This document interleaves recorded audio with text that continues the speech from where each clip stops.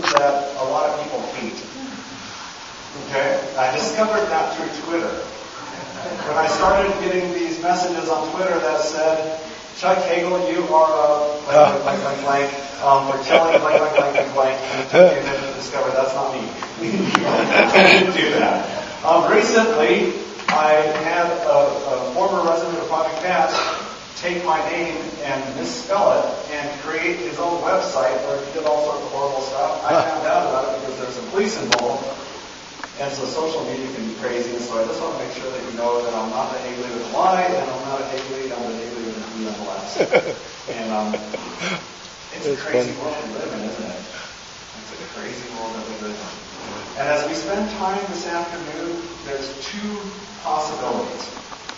One, I could spend the entire afternoon terrifying you, so that could be, what are we going to do? Well, I guess there's really three options. I could terrify you, I could make you feel really guilty, because that's the other thing that we're really good at doing nowadays. Or else we can really kind of work together to find out what we can do in the midst of this world and all the stuff that's facing us. Project Patch, for those that aren't familiar, we've been working for 31 years now, which is quite a while with at-risk teens. What we describe as boys and girls that are blowing up their lives. Why would a kid blow up their life? Why would they drop out of school? Sometimes. Why would they start experimenting with drugs and alcohol? Why would they be getting into these destructive relationships, some really sexualized? Why would they do that? Why would they pick fights, arguments, that sort of stuff on a continually basis? So if someone gets too close, they somehow find a way to distance them from key relationships. Why would they blow up their life? Any ideas? Why would a teen blow up their life? They're hurting inside. So I hurt right now, and as they look into the future, what do they imagine the future to be like? More of the same or possibly worse. And so a teen that has no hope is going to blow up their life, right? Because why should I preserve my life? Why should I plan for the future? Why should I bother if it's bad and going to get worse? And so what we've done with Project Patch is work with teens that are blowing up their lives for years now. And what we know is that God's got a plan for these kids. What we find is that the kids of promise, some of the kids that can contribute most to our world are the ones that are most under attack. And so if you're here as a parent and saying, man, my kid's just doing the dumbest things, my kid's doing all this stuff, have hope. Your kid probably is a kid of very high promise. You know, our kids that we work with at Project Patch are great kids making really stupid choices.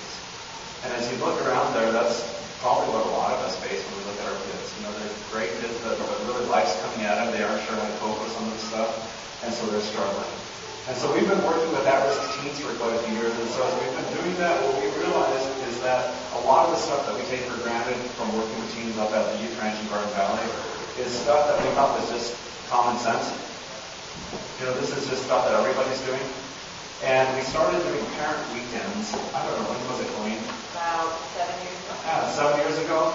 And we had these sessions on emotion regulation. You know what I mean, emotions. You start feeling really frustrated. You lose your keys, you can't find them. You're going to work, you finally get your keys, and a car cuts you off. And you know, most of us get a little irritated, but we kind of calm down. With our kids, it builds and builds and builds, and they finally throwing food and slamming doors and all this sort of stuff. And our kids are emotionally what we call dysregulated. And so we're teaching the parents, you know, these basics on emotions, and the parents are taking notes practically. And we realize that the parents have never been taught this stuff. You know, if the parents haven't been taught it, you know, then how are they supposed to teach their kids? And so that was kind of an eye-opener, and so Project Patch decided that we get involved a little bit more. We started our family center in Goldendale, Washington. We'll talk about family experience a little bit more as we go through this. So we've got our youth ranch, we've got our family program, but as we started getting out there, we realized that there's a lot of parents, a lot of communities that are really struggling with some really key things. How do we parent in this world that's just constantly attacking us? My background is I'm kind of accidentally in the nonprofit thing. Trained as a pastor, went into IT management. So I'm one of those computer nerds, for better terms. So I've got my systems engineer thing. I'm an IT manager. I got my master's over there at Boise State with management information systems. So I'm a geek at heart. I love computer systems. I'm not a, go home and play with this stuff kind of guy, but I speak computer. And realized that, God, why is it that as a Project Hatch, how does all this stuff come together? And it's really come together for this seminar. Realizing that there's a lot of us that are overwhelmed by technology.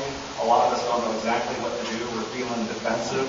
Have you guys ever played that game I think it's at Chuck E. Cheese, the whack-a-mole game? You know what I'm talking about, Yeah, right? yeah. The whack-a-mole, so the mole comes up